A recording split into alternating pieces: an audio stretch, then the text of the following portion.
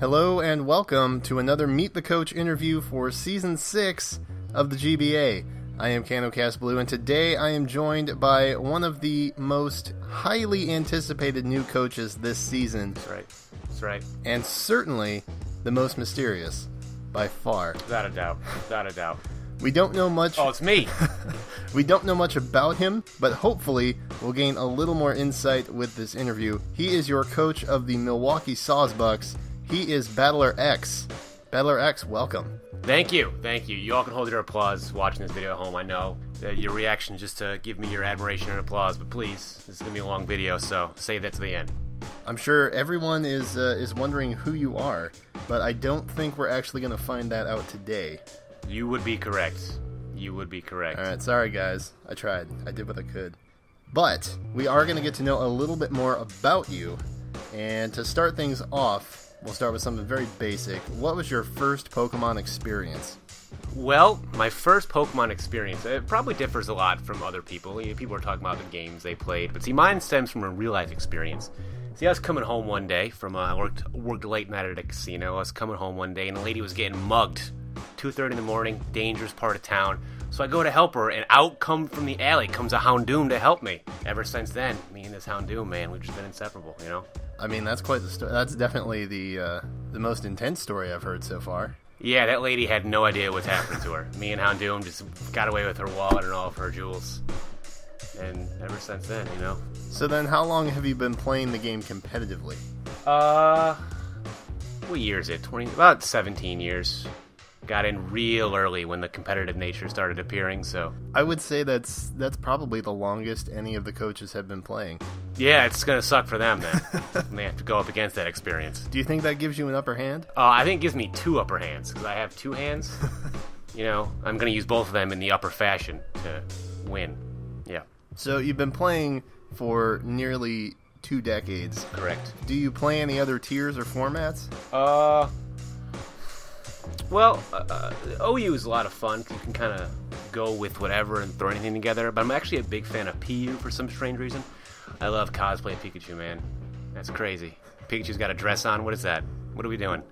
I love it. It's Ice School Crash? How does that even make sense? I don't know. So, if you had to pick a favorite, would it be OU?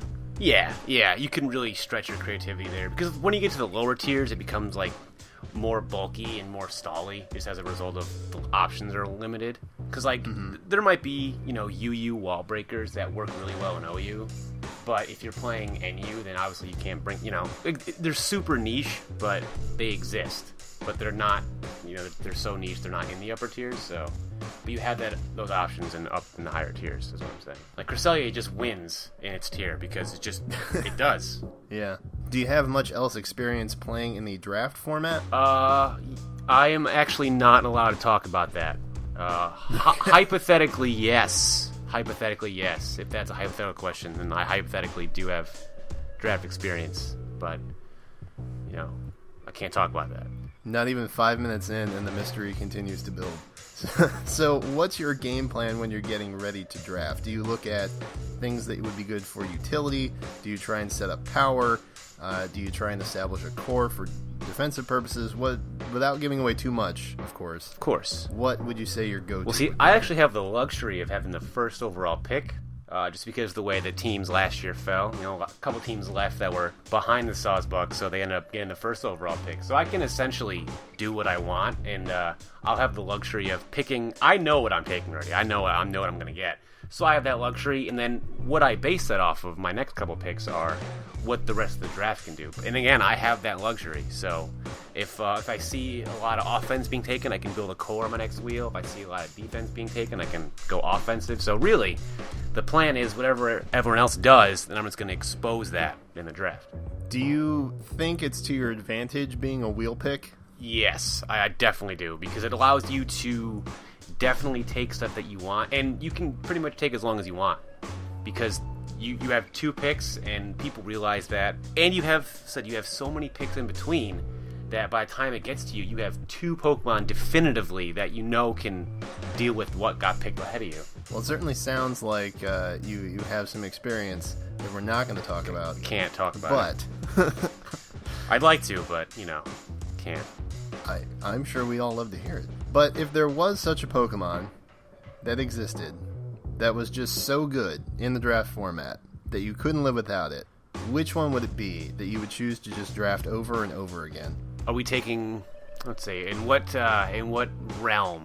It's like, would it, I'm just kind of confused, because, everything I pick is gold, so I'm just kind of, like, so something that I would take in a supplement or something in a cornerstone around my team, or what do you mean there?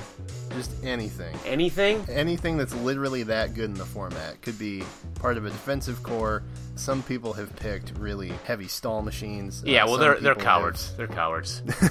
Heavy stall machines, yeah. Throw up your shield, see how far that gets you. I'll tell you where. Nowhere. Probably Mega Gardevoir, man. That thing just has one counter, and it's Heatran. And you could say, Focus Blast, that's never going to hit, so don't rely on that.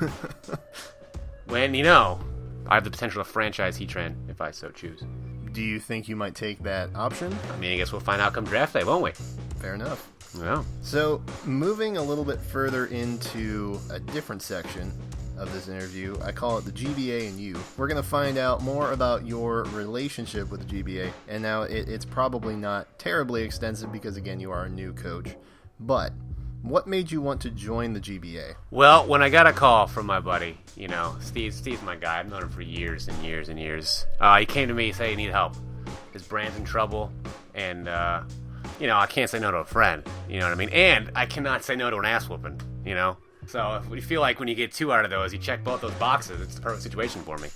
So, So it's a win-win. Yeah, and I get the spotlight on me. It's a win-win-win. Everyone gets to watch me destroy people who I don't even know. So pretty much a win-win-win-win, and there's no personal feelings involved. I'm just ruining lives, and I don't even know them, so I can't feel bad. It's gonna be great. So, do you have a coach that you're looking forward to playing most this season? A coach I'm looking forward to playing the most. Who won last year? I believe it was the Rampardos. All right, them. Now being coached by the Metapods, actually, now. Oh, I heard about that guy. Yeah, he likes nets and bugs and is a weirdo. Yeah, I want to embarrass him in front of all of his fans. That's what I want to do. I came here to make a statement, that's what I'm going to do, and that's how I'm going to do it. On the opposite end of that spectrum, is there a coach that you're not looking forward to play? Somebody you're absolutely dreading getting matched up against? Yeah, the same guy, because after I destroy him in front of all of his fans, I really don't want to deal with the backlash of all of his fans coming at me and, calling me names and stuff, so really, the same guy. It's going to be tough for me to do it, but, I'm going to be so torn. If the schedule works out that way, I might not even play him. If not, he's going to be very, very lucky, but if the time comes, it's going to be one of those classic climax moments, I got to make a decision, the hero's there, what's he going to do? You got to watch to find out, Is he going to destroy his enemy, or is he going to give him sympathy? It's just, who knows?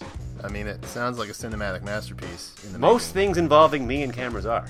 Don't go looking too hard on the internet for that, though, because you get into some weird places, and I don't want to take responsibility for what your browser history becomes, so, just saying. Fair enough. Fans, you have been warned. Yeah, officially.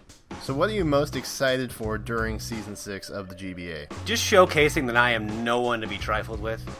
I've been looking at this team's history, and let's be honest, the guy before me was pretty terrible. He forfeited some games because he had to work too much. What a baby. He couldn't fit in a Pokemon game. So, the guy before me, kind of terrible. I don't think he's even going to watch us. He's out planning for the draft somewhere. He's a friend of mine, but let's be honest, right? We can be frank here, can't we? He was pretty bad.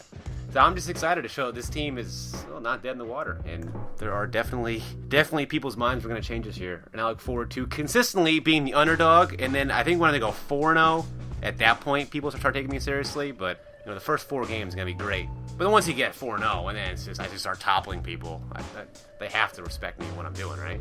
I think. I would assume so. I know that one, Daniel, he didn't get a lot of respect last year, but he's not me. So I'll be putting on clinics left and right, and they'll just have no choice. So do you plan on allowing the former coach of the Sawsbucks to revel in the wins that you get this season, or is it just about your glory? I am not a selfish man, and I'm not a fan of the way you phrase that question either. I see what you're trying to do. You're trying to get these people against me. All right, it's my job to do that myself. That's not your job. I just want to know if you want to share the wealth. Why would I not want to share the wealth? If I succeed, then he succeeds, then I have an opportunity to succeed more. It's just everyone.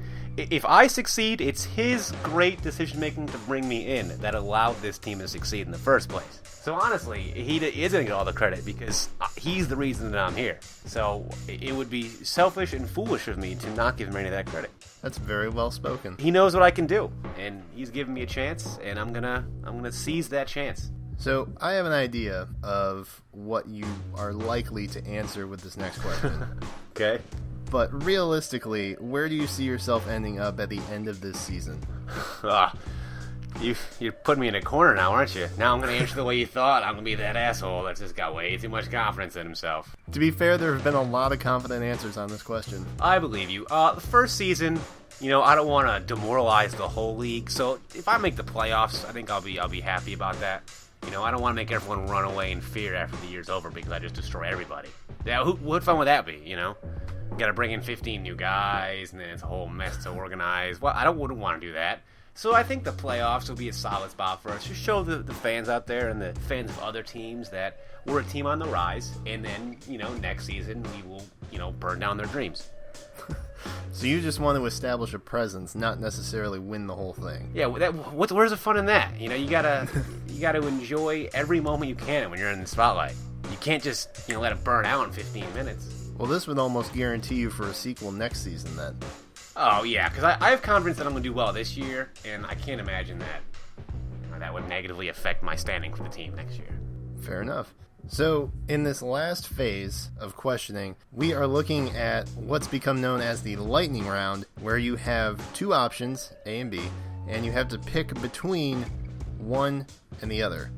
There's no thinking, it's just answering, and it's going to help get us inside your head just a little bit more, figure out what makes BattlerX tick. Well, luckily for you, thinking was never my strong suit, so...